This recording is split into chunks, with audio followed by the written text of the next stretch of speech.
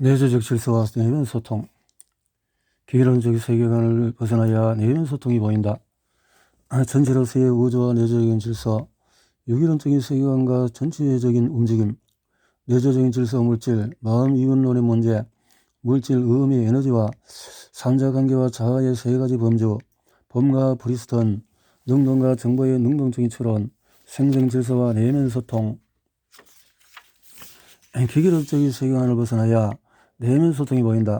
기계론적인 세계관과 우주의 질서, 내면 소통은 개인 간의 대화나 매스 커뮤니케이션 같은 외적인 소통의 반대 개념이 아니다. 오히려 이를 포괄하면서 동시에 그것의 기반이 되는 개념이다. 외적인 소통은 내면 소통의 특수한 한 가지 형태다. 내면 소통은 결코 여러 종류의 소통 중의 하나가 아니다. 내면 소통은 모든 소통의 본질적인 특성인 내면적임을 강조하는 개념이다. 내면적이라 하면 의식의 본질적인 모습을 가리키는 것이며 우주의 기본 작동 원리와 직결되는 개념이기도 하다. 내면 소통이 우주의 작동 원리와 직결된다는 주장은 얼핏 소통의 중요성을 지나치게 강조하려는 한 커뮤니케이션 학자의 과대망상적인 발언처럼 들릴지도 모르겠다. 하지만 이제부터 살펴볼 물리학자 데이비드 봄의 기본 개념들을 차근차근 들여다보면 이것이 결코 과장된 이야기가 아님을 알게 될 것이다. 내면 소통에서 내면은 여러 가지 함축된 단어이지만 그중에 가장 핵심적인 것은 데이비드 봄의 핵심 개념인 내재적인 질서와 내향적인 펼쳐짐이다. 펼쳐짐이란 널찍하게 퍼지다라는 뜻이다. 내향적으로 펼쳐진다는 것은 얼핏 모순으로 들리는데 사실 그것은 우리가 기계론적인 세계관에 익숙하기 때문이다. 기계론적인 세계관에서는 우주의 모든 현상을 내향적인 펼쳐짐이 아닌 외향적인 펼쳐짐으로 본다. 우리가 어떤 대상을 바라본다고 하자 은하계나 태양계여도 좋고 하나의 원자 알갱이든지 혹은 한 사람이나 한 국가든 어떤 대상이든 상관이 없다. 이 모든 대상은 더 작은 구성요소로 이루어졌다고 보는 것이 기계론적인 세계관의 핵심이다. 그러한 구성 요소들이 외부적으로 상호작용해서 더 큰 조직이나 실체를 만들어낸다고 보는 것이다. 그래서 우주의 모든 현상은 더 작은 알갱이들의 외향적인 펼쳐짐이 된다. 외향적인 펼쳐짐은 기계론적인 세계관의 기본 관점이다. 기계론적인 세계관에 따르면 실제하는 것이나 본질적인 것은 모두 더 작은 구성 요소이며 부분이 모여서 전체를 만들어낸다고 본다. 데이비드 봄은 이러한 기계론적인 관점을 근본적으로 뒤엎고자 한다. 양자 역학이나 그 밖의 여러 현대 물리학이 보여주는 우주의 모습과 작동 원리는 기계론적인 세계관으로 설명되지 않기 때문이다. 봄에 따르면 구체적인 실체는 부분이 아니라 항상 전체로서의 우주다. 부분이 오히려 인간이 자의적으로 나누는 추상적인 개념에 불과하다는 것이다. 말하자면 실제하는 것은 태양계이지 태양과 행성이 아니다. 태양과 행성이라는 구분 자체가 인간의 자의성이 반영된 개념적인 틀에 불과하다. 중요한 것은 전체로서의 우주를 이해하는 것이다. 부분이 모여서 전체가 되는 것이 아니라 우주는 본래 하나로서의 전체다. 부분으로서 나뉠 수가 없고 구성 요소들도 환원될 수도 없는 것이 우주이다. 우주의 기본 질서는 부분들이 외적으로 상호작용하면서 바깥으로 펼쳐지는 것이 아니라 전체로서의 우주가 내향적으로 펼쳐져 들어가는 것으로 보아야 한다. 전체로서의 우주는 외향적인 펼쳐짐을 하지 않고 안으로 말려 들어가고 접어 들어가는 내향적인 펼쳐짐을 한다. 양자 역학이나 홀로그램, 비우주론 등 현대 물리학이 보여주는 다양한 우주의 모습은 우주의 기본 질서가 내향적인 펼쳐짐이라는 사실을 강력하게 시사한다. 나아가서 봄은 인간의 의식 역시 내향적인 펼쳐짐의 대표적인 사례로 본다. 고전 물리학의 세계관이 쉽게 느껴지는 이유는 내면 소통의 개념적인 기반이 되는 데이비드 봄의 개념들을 이해하기 위해서는 먼저 고전 물리학의 토대가 되는 기계론적인 세계관의 한계를 살펴볼 필요가 있다. 봄은 고전 물리학의 바탕이 되는 기계론적인 세계관의 한계를 지적하면서 그 대안으로서 내재적인 질서와 전체성을 기반으로 하는 새로운 세계관을 제시했기 때문이다. 흔히 뉴턴 물리학이라고 불리는 고전 물리학이 보여주는 세계는 이해하기 쉬운데 반해 양자 역학을 포함한 여러 현대 물리학의 이론이 제시하는 우주의 모습은 이해하기 어렵다고들 한다. 현대 물리학은 이론 자체가 어렵고 그 바탕이 되는 수학이 어려워서 그렇다고 많은 사람들이 오해한다. 그러나 상대적인 이론이나 양자역학이 어렵게 느껴지는 이유는 그것을 설명하는 수학이 어려워서가 아니라 뉴턴의 물리학이나重力의 법칙도 수학적으로 이해하기에 그리 넉넉하지가 않다. 사람들이 고전 물리학이 상대적으로 쉽다고 느끼는 것은 그 기반이 되는 복잡한 방정식을 수학적으로 완전히 이해해서가 아니다. 가시광선의 특성을 설명하는 뉴턴의 광학 이론을 수학적으로 잘 이해하고 있어서 빛이 무엇인지 이해하는 것도 아니다. 고전 물리학이 쉽게 느껴지는 이유는 고전 물리학이 그려내는 우주의 모습과 움직임의 법칙이 우리가 일상생활 속에서 경험하는 내용과 직관적으로 잘 부합하기 때문이다. 버스가 급증가할 때 몸이 앞뒤로 심하게 움직일 때마다 우리는 알게 모르게 관성의 법칙을 경험한다. 또 하늘 높이 던진 공이 정점까지 올라갔다가 빠른 속력으로 떨어지는 모습을 보면서 중력 가속도를 실감한다. 양자역학이나 상대성 이론이 어렵게 느껴지는 것은 그것의 수학적인 증명이 어려워서가 아니다. 그것이 설명하는 우주와 만물의 작동 방식이 우리가 일상생활에서 경험하는 내용과 직관적으로 잘 부합하지 않기 때문이다. 하나의 입자가 두 곳에 동시에 존재한다든지 알갱이 하나가 입자이면서 동시에 파동이라든지 서로 멀리 떨어져 있는 입자끼리 정보 교환이 없이 동시에 영향을 주고받는다든지 인간의 관찰에 의해서 입자의 상태가 변한다든지 하는 것은 우리가 이해하는 일상적인 사물들과의 특성과는 거리가 멀다. 또重力에 의해서 공간이 휘인다든지 속도에 의해서 질량이 더 커진다든지 속도가 빨라질수록 시간이 느려진다든지 질량이 곧 에너지라는 하는 역시 일상적인 경험과는 상당히 괴리가 있다. 그래서 어렵게 느껴지는 것일 뿐이다. 그러나 이렇게 이상하고 어렵게 느껴지는 현대 물리학이 고전 물리학보다도 우주의 작동 방식을 훨씬 더 정확하게 보여주고 있다. 고전 물리학과 양자역학은 마치 천동설과 지동설처럼 서로 양립할 수가 없다. 사실을 더 잘 설명하는 세계관을 원한다면 양자역학의 설명을 받아들이는 수밖에 없다. 물론 상대성 이론이나 양자역학이 완벽한 이론이라는 것은 아니다. 여전히 풀 수 없고 설명할 수 없는 문제가 많은 허점 투성이 이론이다. 그럼에도 불구하고 적어도 고전 물리학보다는 훨씬 더 설명력이 뛰어난 이론이다. 여기서 설명력이 뛰어나다는 것은 현실 세계의 모습과 인간의 경험을 합리적으로 잘 설명해 준다는 뜻이 아니다. 오히려 그 뛰어난 설명력 때문에 양자역학이 보여주는 세계는 이상하고 기묘하고 비합리적이고 비상식적이고 이해하기가 어렵다. 우리가 고전 물리학이 보여주는 세계가 자연스럽고 합리적이라고 느끼는 이유는 그것이 사실과 더 부합하기 때문이 아니라 상식이라고 불리는 우리의 비합리적이고 왜곡된 세계관과 잘 부합하기 때문이다. 물론 고전 물리학만 갖고도 축구공이 어떻게 날아갈지, 비행기나 미사일이 어떻게 날아갈지, 대포나 미사일을 어떤 각도와 힘으로 쏘아야 할지 등 문제를 충분히 계산해낼 수가 있다. 그러나 그것은 모두 어느 정도 대충 계산해도 되는 문제들이어서 그렇다. 축구공이나 미사일을 구성하는 미립자들의 작동 방식까지 면밀하게 고려하자면 고전 물리학으로는 도저히 불가능하다. 축구공을 발로 차는 순간에 이 우주에 어떤 변화가 일어난지는 더 정확하게 설명하려면 고전 물리학만으로는 부족하다. 양자역학이 완벽하다는 것은 아니다. 하지만 고전 물리학보다는 분명히 더 정확하고 옳은 이론이다. 고전 물리학이 설명할 수 있는 것은 물론이고 설명해내지 못하는 많은 것들도 더 잘 설명해낼 수 있다. 우리가 익숙하게 느끼는 고전 물리학의 세상은 상당히 왜곡된 현실이다. 헬름 홀트의 말처럼 일상생활에서는 해가 동쪽에서 뜨고 서쪽에서 지는 것처럼 보인다. 이것은 우리에게 매우 익숙한 일상적인 현실이지만 지구에 자전 일어나는 사실과는 거리가 먼 왜곡된 현실이다. 우리가 제기해야 할 중요한 질문은 이것이다.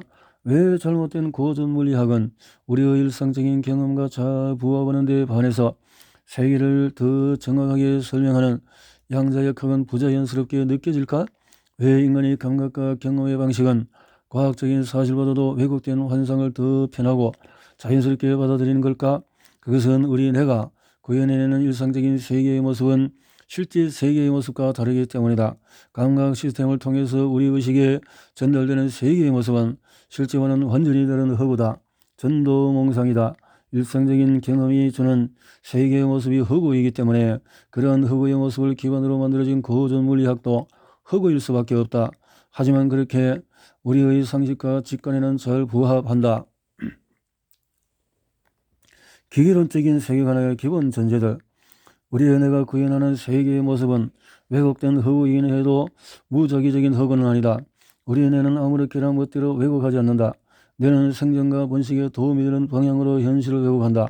눈앞에 보이는 나무의 내 몸에 열량을 공급해줄 열매가 열려 있으면 그것을 알아보고 손을 뻗어낸 다음에 냄새를 맡아서 상하지 않았나 확인하고 맛있다고 느끼면서 먹을 수 있도록 뇌는 진화했다. 나의 신체를 위협할 수 있는 맹수는 피하고 먹잇감에는 돌도끼를 던져서 사냥할 수 있도록 최적화된 것이 우리 뇌의 인식 시스템이다. 그리고 이러한 세계관의 완성본이 고전물리학이다. 양자역학은 우주의 본 모습을 훨씬 더 정확하게 우리에게 보여주고 있다. 그런데 그렇게 실제 모습으로서의 우주를 파악하는 것은 사실 토끼 사냥에는 별 도움이 안 된다. 그러나 레이저 광선을 만난다든지 반도체와 컴퓨터를 만난다든지 와이파이와 인터넷을 구축한다든지 하는 데 있어서 양자역학이 필수적이다. 전통적인 고전물리학의 기계론적인 세계관은 여전히 우리의 일반적인 상식이다. 인문사회과학이든 자연과학이든 거의 모든 학문 분야가 암묵적으로 받아들이고 있는 이 기계론적인 세계관은 다음과 같은 기본적인 전제들을 공유하고 있다. 더 이상 분해되지 않는 독립적인 입자들이 외적으로 영향을 주고받는다. 이러한 외적인 상호작용을 통해서 입자들은 다양한 현상을 만들어낸다고 본다.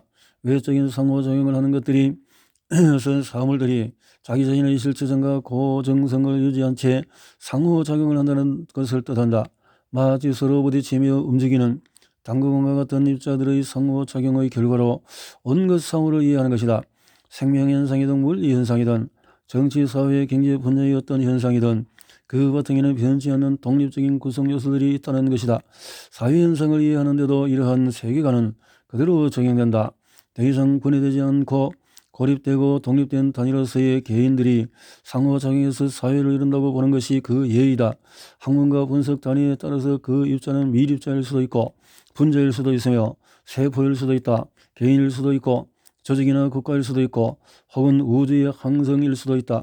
독립적인 입자들의 상호작용은 인과관계로 설명될 수가 있다. 시간의 축에 따라 하나의 입자가 다른 입자에 영향을 준다는 것이 인과관계의 기본구조다.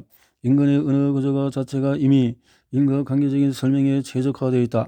자연과학이든 인문사회과학이든 무엇이 무엇에 어떤 영향을 주는가 연구문제의 기본 패턴이다. 인과관계의 바탕이 되는 시공간은 칸트의 주장대로 인간의 의식이나 경험 이전에 선언적으로 주어지는 것으로 본다. 사물들의 상호작용을 경험하는 인간의 의식과 기억을 통해서 시간이라는 개념이 사고적으로 생기는 것이라고 봐야 타당하지만 기계론적인 세계관은 시간을 인간의 모든 경험에 앞서서 인간의 경험과는 상관없이 객관적으로 선언적으로 존재하는 것으로 간주한다. 전체는 부분의 모임이다. 사물의 본질은 그것을 이루는 구성요소에 있다고 본다. 구성요소로서의 독립적인 입자들의 특성과 그것들의 상호작용 방식이 완벽하게 기술될 수 있다면 전체에 대해서는 별도의 개념화가 필요 없다고 본다.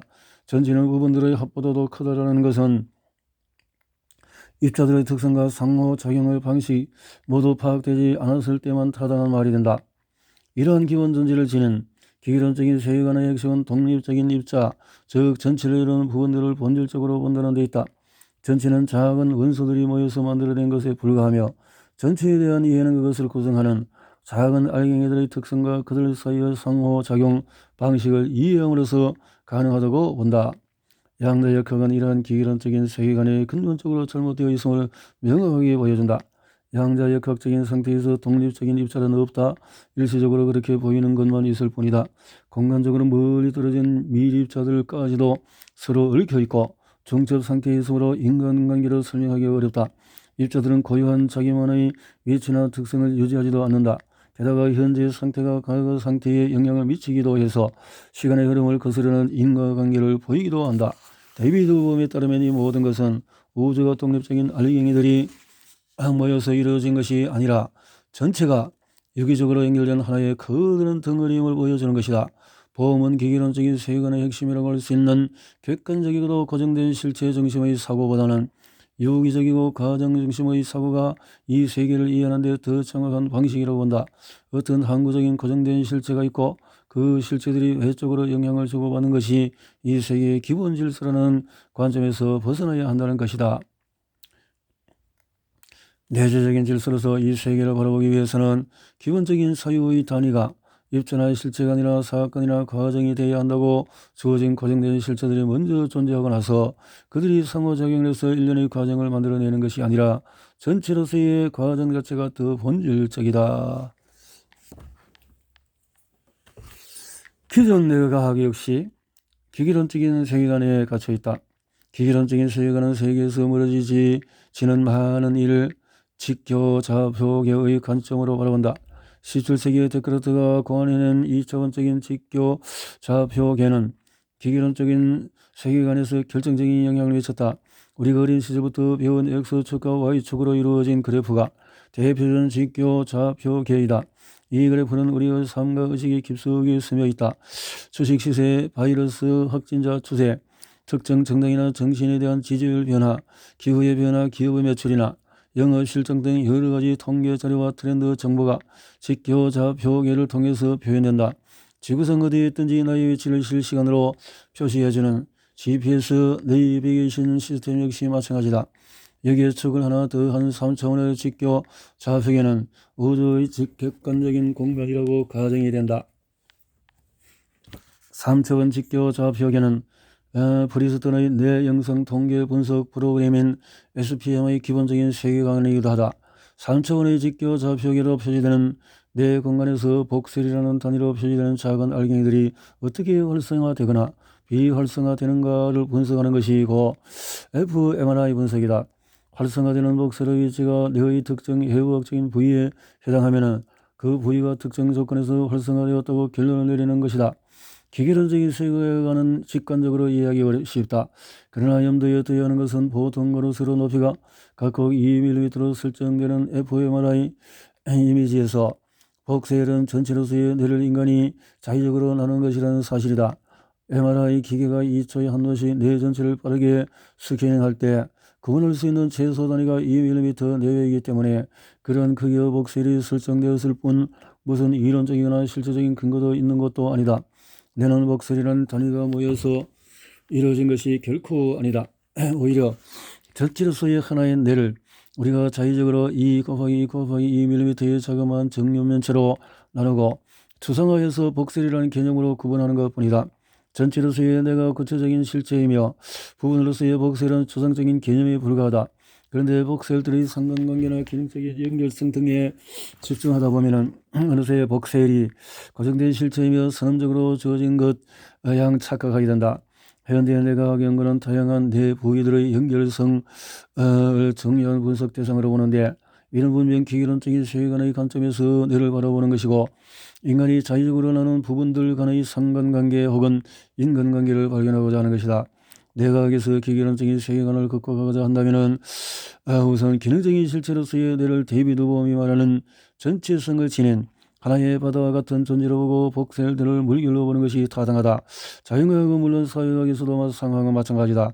기계론적인 세계관은 전체로서의 하나인 인간과 사회를 자기적으로 나누거나 그렇게 나눈 부분들을 마치 본래의 실체인 양 다룬다.